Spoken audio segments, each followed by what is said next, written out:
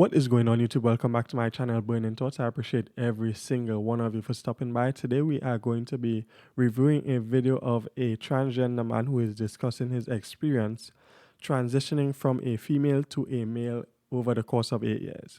We're going to be breaking down his thoughts and his opinions of the contrast between being a man and a woman. And I'm going to be giving you guys my opinion if I think what he's stating is truth and acceptable, or if I think he's just talking BS. If you guys enjoy this type of videos, consider hitting the subscribe button. I really appreciate every single one of you who like and subscribe, and feel free to leave a comment down in the comment section below, and let's get this community growing as fast as possible. So enough rambling. I'm going to run my intro and we're going to get right into the video.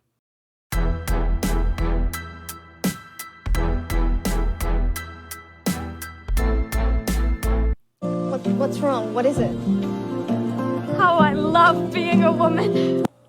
Nobody told me how lonely being a man is. I had closer friendships with random women I met in the bathroom before I transitioned at clubs because of how open women are than I've had in my 8 years of transitioning. 8 years of transitioning, my gosh. And he's regretting that? Damn. Because women are just so much more vulnerable and deep than men. But to have known, and I think a lot of Disagree. I don't think women are more deep than men. It just takes longer for you to get the depth out of a guy. Like, guys don't meet other guys in the restroom at clubs or bars or whatever and become best friends in 2 weeks like we see women do. Women who are in that phase of their partying stage in their life, you tend to see them cycle through best friends over a short period of time. Like, women would typically meet other women at the club, and in 2 weeks they're besties, they're traveling, they're having girls trips, they're doing different experiences, going to different scenarios, going to different events. Whereas with men, it sort of takes time for men to get into that depth and get to become best friends or grow that sort of masculine bond. It takes time because guys are naturally more logical. So they have to make sure that your character and your morals and values and just your interests align with them before they, want to even, do things with you or have those, experiences with you. So it's just a different approach to get into that depth, but men can be as deep as women. It just takes longer to get to it. And, women naturally are more vulnerable. So a woman might meet another woman today, and then by next week that she poured out all her problems to her. She wants her opinion on, different situations that she may be going through. Whereas guys, we can meet a guy and we keep it cordial, respectful, but you're not going to know what's going on in our personal lives that fast. It's going to take you probably months for us to even want to even discuss a minor personal issue with another guy. And it's a biological thing. I don't think that's anything that's trained or learned. I think just naturally men knowing the masculine experience, we don't want to make ourselves vulnerable to someone who could harm us or use that vulnerability against us. Because we are the protectors, we are the providers. So naturally we have to be more on the cautious side. There's nobody that's coming to run to save a guy when he makes a stupid mistake. So as a guy, naturally we have to be more cautious with our feelings, with our personal issues, with our problems, because we don't want that to be turned and used against us in any way or fashion. Whereas with women, women can be catty and stuff like that. But usually when you see women who are best friends, they're just in it for the fun. They're just in it for the experience at the point in time. And, if it happens to break off in a couple of weeks, then they're going to be fine. They're going to find a next best friend in the club or at the bar or at a party or at the rave or event. They're going to find a new best friend in no time. But whereas guys, when we find a guy who we're really cool with and we really develop that bond with, it can go for many years. And it doesn't require that much maintenance, as where women, it's going to require much more maintenance just to, keep that sort of energy going. And that's one of the main differences. So if you didn't know that as a trans guy, then now you know, buddy. men feel this is we knew what depth felt like before we transitioned. We knew what it felt like to have people want to hug us. and to have people want to talk to us and to have a community. And then you transition and you're just a guy walking down the street that people cross the street so that they're not near you. And friendships are so much harder to build. I just find this so funny because he was a woman, which means he had sort of the, mental programming that a lot of the women, especially in the West, have, where they view most men as a threat. They view most men as, you stay away from me, sort of that standoffish. He's talking about, women crossing the street just so that they don't have to cross paths with you because they think most men are creeps and so on. And to think that he was a woman who probably had most of those thoughts and those feelings and those ideals, and then for him to have that complete contrast to where he realizes, I'm not a threat. So why are women viewing me as a threat? Because generally women view most men as threats and not attractive and so on. So for him to come and have that experience now, I just find it really funny. Like, man, talk about a contrast. That is really interesting.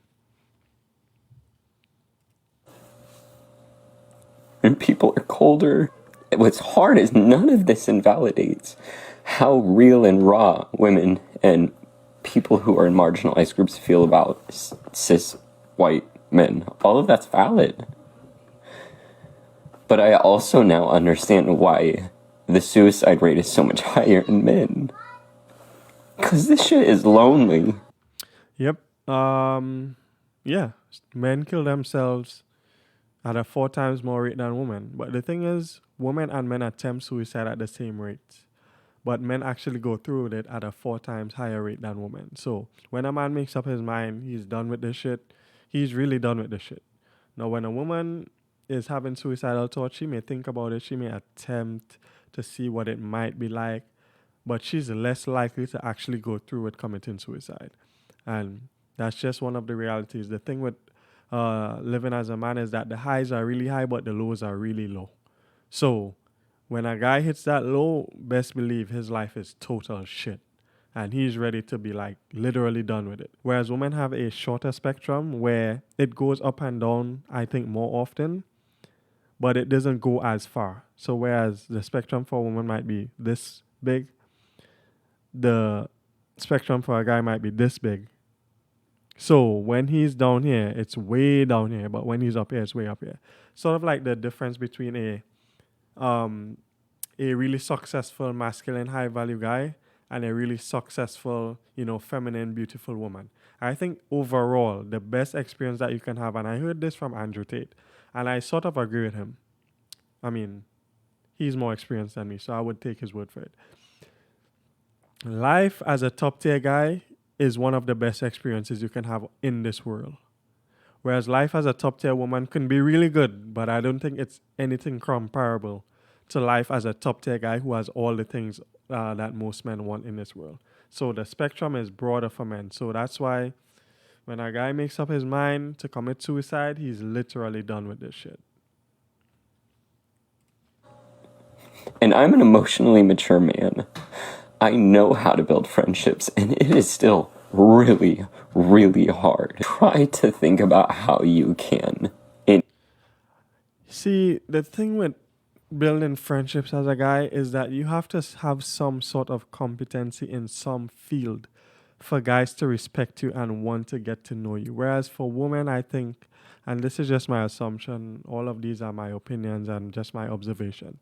I think for women, you can literally be a woman who has no major skills, no major competencies, and you can have a lot of friends, a strong social group, just off of the fact that you might be pretty. Let's say you're a pretty girl and you have access to a lot of rich men or a lot of guys in your DMs hitting you up to come on yachts and have a lot of experiences. Just off of portraying that, you can have a lot of friends as a woman. You can have a strong social network of women who are really looking at you and be like, yeah, I want to live just like that. Although you don't really have any particular skill. You just sort of, using your beauty to get opportunities and lead men on or whatever you may be doing. But whereas with guys, to actually have a strong bond and friendship and guys wanting to get to know you, you have to have a skill or a competency that's unusual or rare or something that guys could look at and be like, yo, respect, bro. Like, I know that's difficult to achieve. I know that's difficult to attain. So off of that, I'm gonna respect you. And off of that, I want to get to know you and see, what your life is like and so on. So yeah, if you want to have a strong social group as a guy, whether it be a social group with mostly women or men, you have to have some sort of competency or skill that's, not easy to attain or takes work and discipline and time. That's why you see guys who have, like, let's say for example, like a rapper or a celebrity, the skill that they have is going to grant them so many social opportunities that usually it takes time to acquire, but once you have that skill, the world is your oyster. So that's why men have to work hard, men have to learn, men have to be competent at something, men have to be focused, disciplined, so that they can get that respect that is going to allow them to, achieve much more and, have all the social connections and stuff that are required to be a top tier man. In your small little community where you feel safe, can reach out to the men in your life and just help them feel maybe seen for a moment, or do little conversations to help their emotional maturity so that they can reach out to people and have deeper guy friendships. All right, and finally, I'm going to end with the elephant in the room. As a transgender guy, there's a stigma that comes with it, whereas other guys are just not going to be that interested in getting to know you or wanting to be a friend. I'm going to say it, there's a stigma.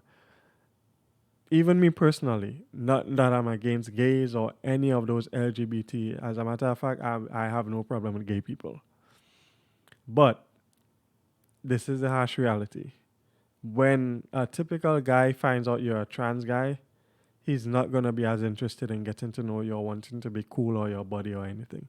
Just because he's going to feel like you don't have the true, concentrated, raw experience of being a guy for your whole life.